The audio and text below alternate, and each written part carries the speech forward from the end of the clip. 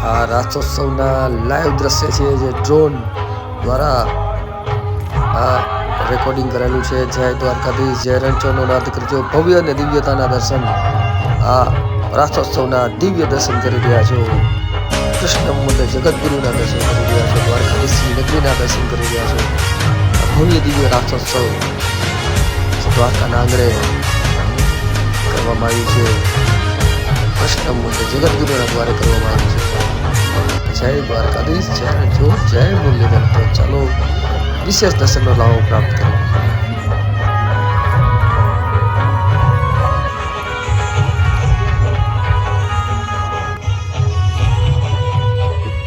37,000 આહિરાણીઓ દ્વારા આ વિશેષ રાસોત્સવમાં સૌ ભાગ લઈ રહ્યા છે. જોઈ શકાય છે કે આ લાઈવ દ્રશ્ય છે અને પ્રભુ દ્વારકાધીશની નગરીના જ્યાં સ્વયં ભગવાન દ્વારકાધીશના દ્વારે આ વિશેષ રાસોત્સવનું આયોજન કરવામાં આવ્યું છે. ખૂબ જ સુંદર આયોજન કરવામાં આવ્યું છે અને આ લાઈવ દ્રશ્ય છે.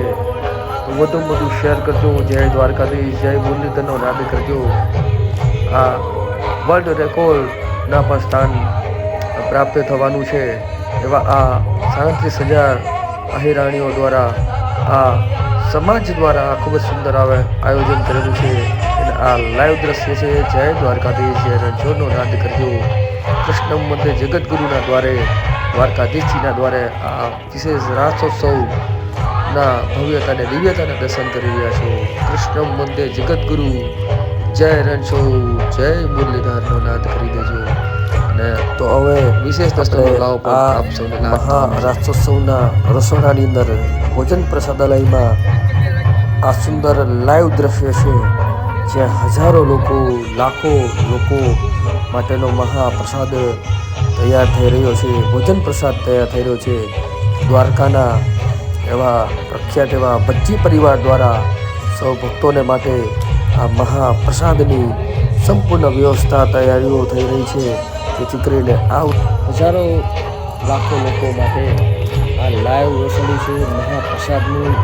જોઈ શકાય છે કે આ લાઈવ ગરમા ગરમ શાક ઓળા મોટા ટોપની અંદર સુંદર ભજ્જી પરિવાર દ્વારા સૌ લોકોને વિશેષ મહાપ્રસાદ અર્પણ કરવામાં આવી રહ્યો છે.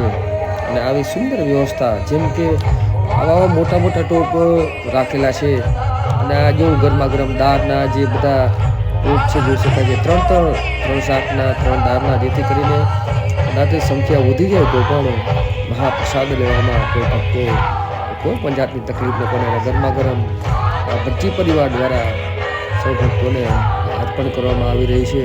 એવું સુંદર વ્યવસ્થિત આયોજનપૂર્વક સંપૂર્ણ આવા હજારો લોકો, લાખો લોકો સૌ ભોજન પ્રસાદ કરાવી રહ્યા છે ભજ્જી પરિવાર.